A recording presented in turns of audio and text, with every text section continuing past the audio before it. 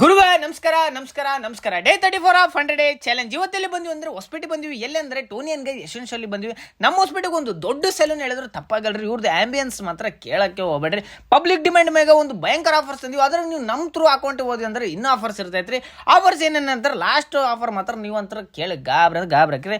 Offers ಬಂದ್ಬಿಟ್ಟು men's hair ಕಟ್ಟು ಬರೀ 150ಕ್ಕೆ ಸಿಗಿತ್ರಿ, ಮತ್ತು ವುಮೆನ್ಸ್ ಹೇರ್ ಕಟ್ಟು ಬರೀ 299ಕ್ಕೆ ಸಿಗಿತ್ರಿ.